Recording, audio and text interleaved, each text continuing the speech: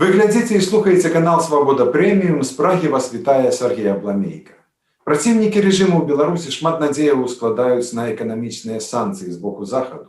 Чаму іх дагэтуль не ўвялі ці ўвядуць наогул? Што Захад можа зрабіць для Беларусі без санкцыяў?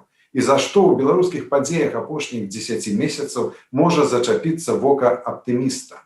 Пра гэта мы пагаворым са старшым навуковым супрацоўнікам Брытанскага інстытуту міжнароднага і параўнальнага права, галоўным рэдактарам Journal of Belarusian Studies Ярославам Крывым. Добрый дзень, Ярослав. Добрый дзень, Сергей.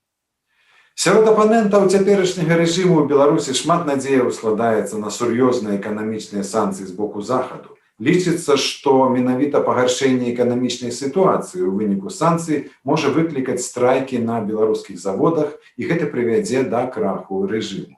Але разам з тым трэба прызнаць, што Захад сёння не дэманструе вялікага жадання увесці супраць Беларусі жорсткія эканамічныя санкцыі. Мы памятаем, што ўведзеныя 10 гадоў таму санкцыі ЗША супраць беларускіх нафтахімічных прадпрыемстваў вельмі хутка прывялі да выпуску палітвязняў. Чаму, на вашу думку, Захад сёння марудзіць?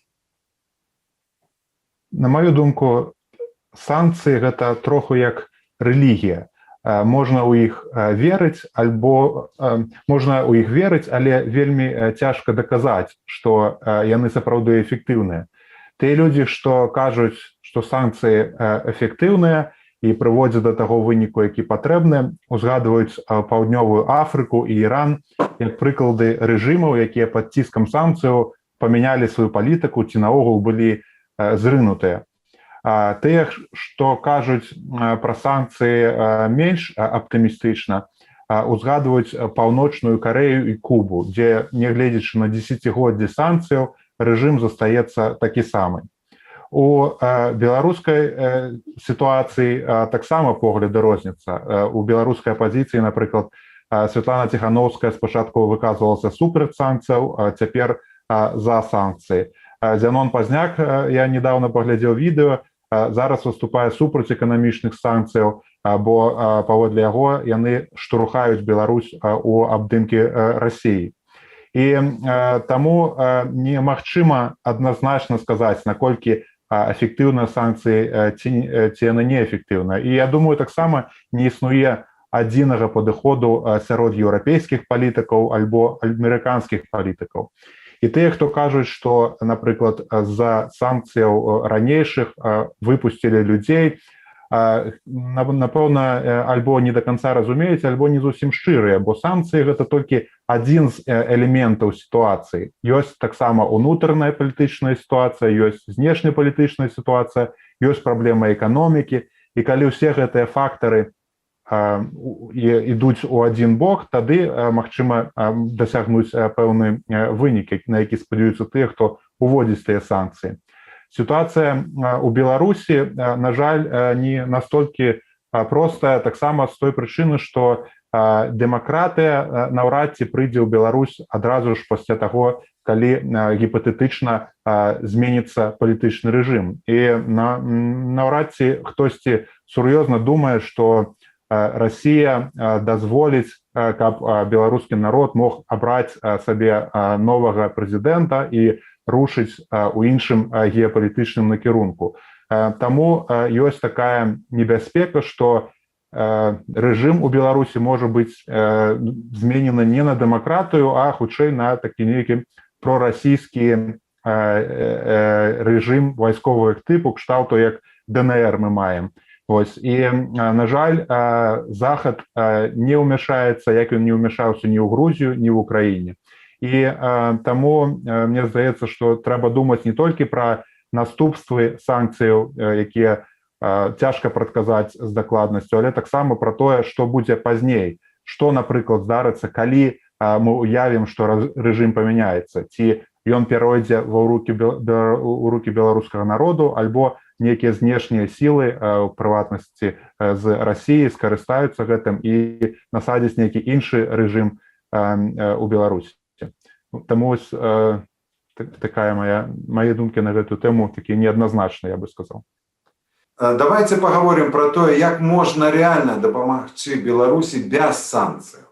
Нядаўна ў выданні «Беларусь Дайджест» вы апублікавалі артыкул пад назвай «Трансфармацыя ў Беларусі – гэта маратон, а не спрынт». Што, на вашу думку, трэба зрабіць, каб рэальна дапамагчы беларускаму народу без санкцый?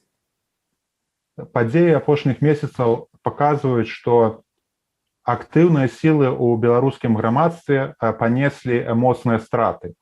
І лабавое супрацьстаянне з рэжымам не дасягнула той мэты, на які спадзяваліся ягоныя апаненты. І прывяло таксама да вялікіх стратаў. Людзі загінулі, былі пакалечаныя, шмат хто ў турмах, шмат хто выехаў. І таму варта думаць таксама не толькі пра тое, якім чынам змяніць у рэжым у бліжэйшы час, але таксама пра тое, якім чынам можна умацаваць беларускую грамадзянскую супольнасць, актыўных грамадзянаў Беларусі. І адзін са спосабаў, калі казаць пра тое, што можна зрабіць, скажем, заходнія краіны, гэта дапамагаць беларусам заставацца ў сваёй краіне, каб яны не з'язджалі. Вы цяжка вінаваціць тых людзей, якія з'язджаюць з краіны, бо людзі губляюць працу, губляюць магчымасці самарэалізоўвацца. І таксама не дзіўна, што іншыя краіны спрабуюць прыцягнуць беларускіх, напрыклад, IT-спецыялістаў, іншых дактароў, іншых спецыялістаў, якія вельмі шмат карысці прыносяць для эканомік іншых краінаў. Але калі казаць пра Беларусь, то яна, безумоўна, губляе не толькі прафесіяналаў, але таксама актыўных грамадзянаў. Мы бачым, што ёсць шмат праграмаў, напрыклад, стыпендыяльных, ці праграмаў, якія дапамагаюць беларусам усталявацца ў іншых краінах прафесійна, але праграмы, якія б дапамагалі беларусам вяртацца ў сваю краіну ці заставацца, на жаль, няма, альбо, прынамсі, я пра такія мала што ведаю. І вось гэта адзін з накірункаў. Другі накірунак – гэта умацоўваць гарызантальныя сувязі паміж людзьмі. Апошнія падзеі паказалі, што ёсць вялізны патэнцыял для самаарганізацыі. І калі б людзі маглі на сваім мясцовым узроўні, на ўзроўні дома, мікрараёна, аб'ядноўвацца, каб вырашаць нейкія лакальныя праблемы, каб выступаць неяк супольна ў перамовах з мясцовымі нейкімі ўладамі, гэта быў бы вялікі крок для самаарганізацыі, для ўзмацнення грамадзянскай супольнасці. Таксама я лічу, што важна ствараць пляцоўкі для дыялогу ўнутры краіны, каб людзі больш разумелі і маглі сфармуляваць, што менавіта яны хочуць бачыць будучыню. І наколькі магчыма прыцягваць да гэтага дыялогу людзей, якія працуюць у дзяржаўных установах, каб сфармуляваць, якія, скажам, палітычныя змены, прававыя змены у Беларусі павінны быць. Пры гэтым важна стварыць культуру паважлівых дэбатаў, каб людзі не кіраваліся нейкімі тэорыямі змоваў, скажам, гэта рука Крамля ці Захаду, а глядзелі на аргументы. І калі казаць пра тыя ініцыятывы па змене ў Канстытуцыі, я насамрэч, хаця і юрыст, не вельмі цікаўлюся гэтым, таму што у аўтарытарных краінах пытанні вырашаюцца не паводле закона, але паводле сілы. То есть, калі ёсць нейкі палітычны канфлікт і дзяржава з'яўляецца аўтарытарнай, то хто мацней, той і будзе кіраваць. І мы можам узгадаць, скажем, савецкія канстытуцыі, у тым ліку 30-х гадоў, якія вельмі шмат правоў давалі людзям, але на практыцы мільёны людзей сидзелі ў турмах за палітычныя погляды. І хаця я не думаю, што Лукашенко ці Путін хочуць пайсці па слядах Савецкага Саюзу ў гэтым сэнсе, але іх разуменне ролі Канстытуцыі і права, мне здаецца, такое ж самае. То есть не трэба перабольшваць гэтага. І таму я лічу, што больш важна спрабаваць умацаваць беларускую грамадзянскую супольнасць, дапамагаць людзям самаарганізоўвацца. І для вырашэння крызіса ў Беларусі важна было прыцягваць не толькі Расію, але таксама іншых ігракоў, скажем, Захад, скажем, Кітай. І наколькі я разумею, пакуль што гэта не зусім дазваляецца беларускім уладам размаўляць з кімсьці, акрамя расійскіх уладаў, наконт таго, як можна вырашыць унутры палітычны крызіс у Беларусі. Я чытаў гэты ваш артыкул, і некаторыя рэчы выглядаюць як бы таксама не вельмі рэальнымі ў сённяшняй Беларусі, калі адбываюцца такія татальныя рэпрэсіі. Скажем, вы пішаце пра развіццё краўдфандынгавых платформаў, але мы ведаем, што ўлады з імі могуць зрабіць і зрабілі у мінулым годзе. Таксама і яны сталі жорстка зараз падаўляць любыя формы гарызантальных сувязяў і грамадзянскай актыўнасці. Людзей захопліваюць на дачных участках, людзі збіраюцца на прыватныя вечарынкі. Ну, это просто... Так. Ну, гэта быў артыкул напісаны ў лістападзе, тады яшчэ не так было ўсё, але тут, на жаль, добрых варыянтаў няма. Так. Сітуацыя выглядае ў пэўнай ступені тупікова, але так ці іначай яна будзе развівацца. Давайте паговорым троху пра іншае. Вы згодныя з тым, што ў 2020 годзе ў Беларусі адбылася рэвалюцыя? І калі так, то ў чым, на вашу думку, яе галоўная адметнасць? З фармальнага пункту гледжання рэвалюцыі не адбылося, бо палітычны рэжым у Беларусі кардынальна не змяніўся. Але для многіх людзей гэта была асабістая рэвалюцыя, бо людзі перамаглі свой страх, яны выйшлі адстойваць свае правы, і гэтыя людзі выходзілі ў беспрэцэдэнтных лічбах для беларускай гісторыі, для беларускай сітуацыі. Гэта было вельмі нечакана. Нягледзячы на дзесяцігоддзі прыціску грамадзянскай супольнасці, вялізная колькасць людзей маглі аб'яднацца вакол пэўных ідэяў, пэўных сімваляў, самаарганізавацца, а таксама ахвяраваць сабой дзеля агульнай мэты.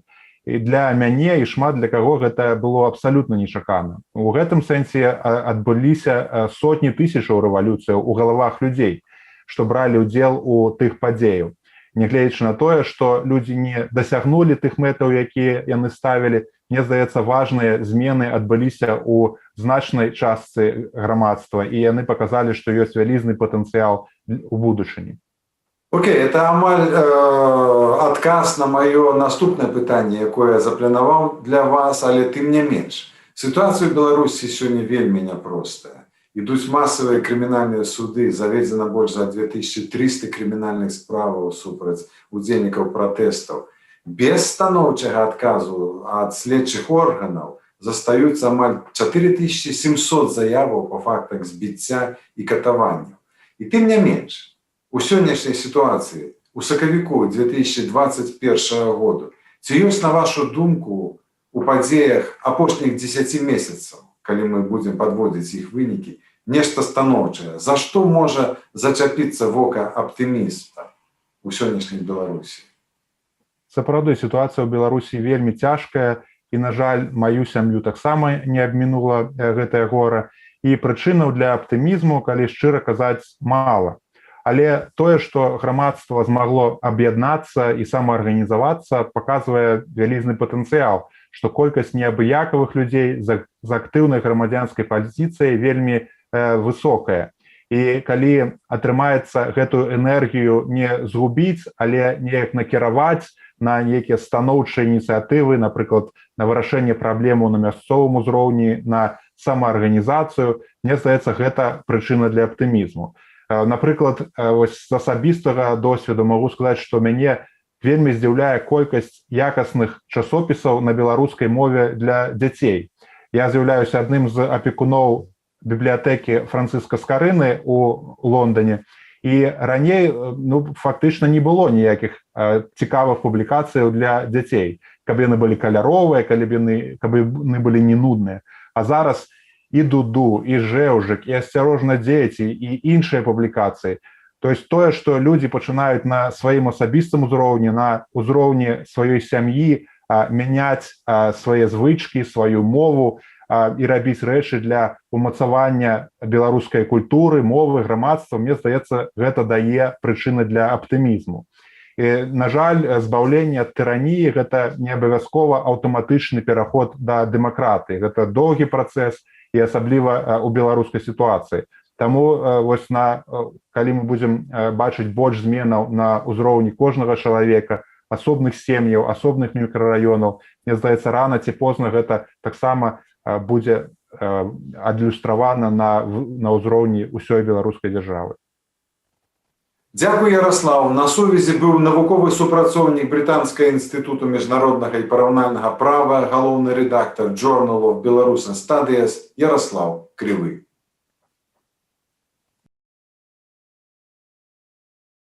Хочаце ведаць, што адбываецца? Апошнія навіны, жывыя трансляцыі, відэа, фота. Пастаўце на мабільны тэлефон нашу аплікацыю. Законные требования организаторов